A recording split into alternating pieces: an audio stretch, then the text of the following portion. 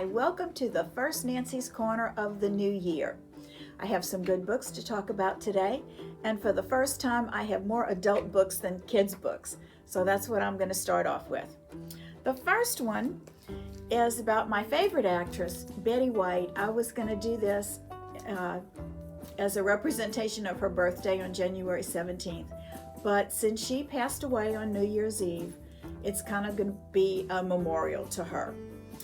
We have about 5 of the books that she wrote. This one I think is really good. It's her biography and it's little short snippets of her life.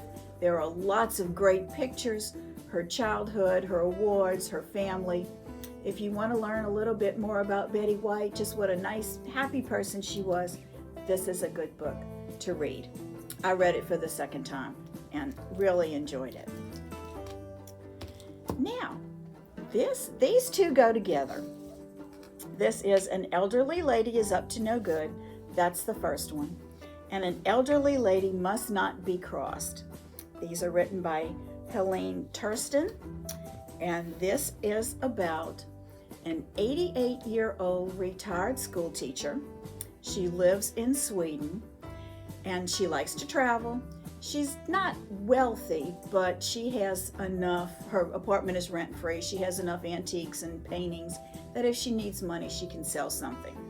I think she's got a really good life, but she's a serial killer. And when I read the first one, I went, I don't know if I really like that or not. And I read about it and it said it was a dark comedy. And I thought, well, it's dark. I'm not sure about the comedy. But once I started talking about the books, I realized, yeah, it really is. So the first one is her escapades. They're all short stories. The second one tells you a little bit more about her life. An antique dealer was in her apartment looking at some of her antiques that she wanted to sell, and he was looking a little too closely, so she killed him. And the police know she did it, they just can't prove it. So at the beginning of the second book, they come to talk to her again. And she says, I think I need to lay low for a little while. So she decides that since she emptied out the room where he was killed and sold everything in it, she has quite a bit of money now. So she goes on an exclusive tour of Africa. She stays in the finest hotels. She goes on a safari. She had been there before, but she didn't stay in the high-class places like she's doing now. And she meets some people that she used to know, and she decides she's going to use her money for good. And that's how it ends. We find out a little bit more about her young life. She had a sister that was mentally challenged. And she didn't kill her, but she didn't quite save her either. So she decides at the end of this book that she's going to do something good for a change. And she's going to put her money to good use. These are really funny. They're a little strange. They are a little dark. But it's a fun read, and they're short. It goes quick. The next one is The Stranger in the Lifeboat by Mitch Albom. And this is sort of a spiritual book. Since it's written by Mitch Albom, his usually have a spiritual side to them. There is this very rich man who owns a yacht, and he has invited about a dozen of the richest people in the world, business people, celebrities, the cream of the crop in his idea. And they're going on this cruise on his yacht, and the boat blows up. Well, there are some people in a lifeboat. And they pick up a child, which is, they didn't know there were any children on the boat. And the man who owns the yacht is also on the lifeboat. And there's this other man they pick up in the water. And they introduce themselves because it ranges from servants on the boat to passengers to the owner. And nobody knows each other, really. So they ask this man, who are you? He goes, I'm the Lord. He said, you called for me, so I'm here. And they're all going, yeah, right, you're the Lord. And he would eat like everybody else, and he would get sunburned like everybody else. So nobody believed him. A couple of them did, but not too many. Well, one of the workers on the boat has some paper with him, and he's writing a journal of everything that's going on the lifeboat. And it's his rendition of who the people are, how the boat blew up, and there are no survivors. Nobody knows about this lifeboat. Well, a year later, the lifeboat ends up on an island that somebody finds, and the sheriff finds the journal, and instead of turning it over to the FBI, he keeps it. So you have to figure out who really blew up the boat, because the man who wrote the journal thinks he knows, but he might not be right. Very good book. I had trouble putting this one down. This one is A Peculiar Combination by Ashley Weaver. The main character's name is Electra. They call her Ellie for short. She was raised by an uncle and 2 cousins because her parents died when she was very young. And her uncle is a locksmith, but he has a sideline that the niece and 2 nephews help with. They are burglars. They break into people's houses and steal things. This takes place in 1940. So World War II is just getting ready to start. And Ellie and her uncle break into a house, and the safe is empty. No, I'm sorry, they do get the jewels out of the safe. When they come out, they are arrested. But it's not the police, it's the British government.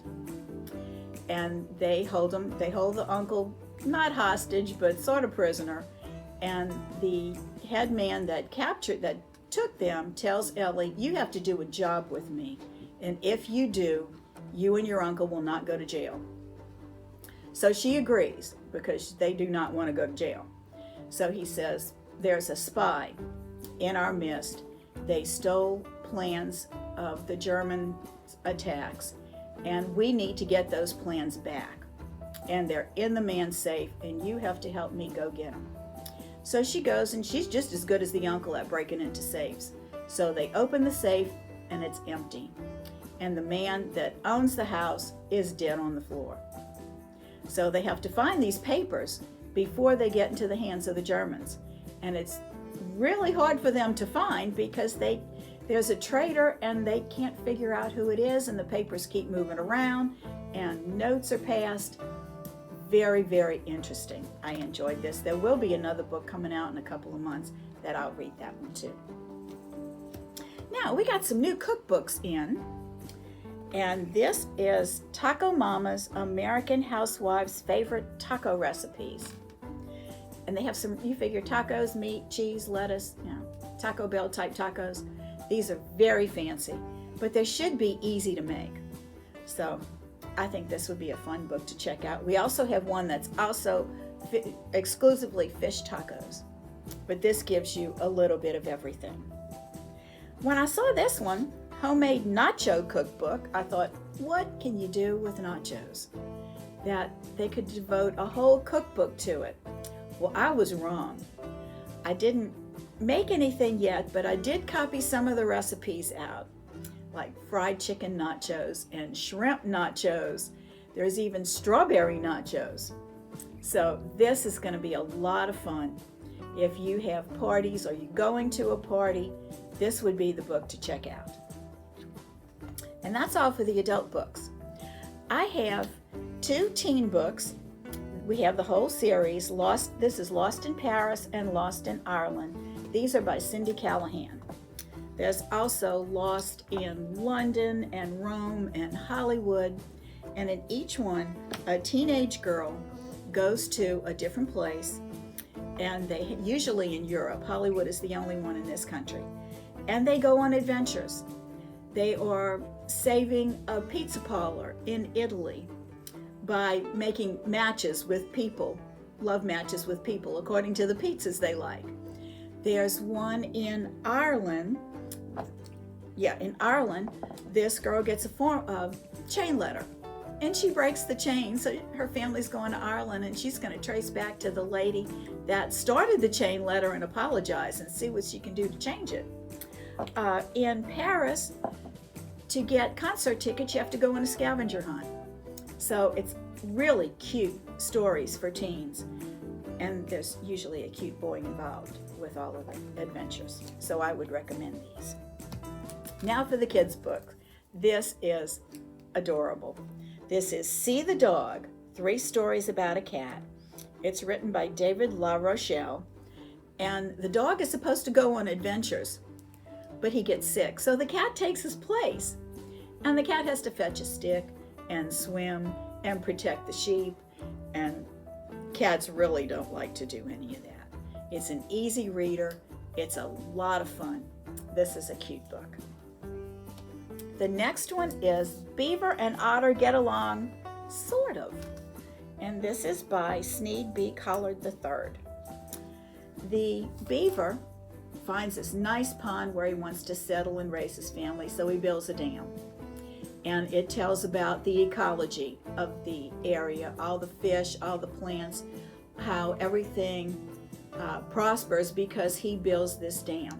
Well, here comes an otter, and he's noisy, and he's lazy, and he messes things up.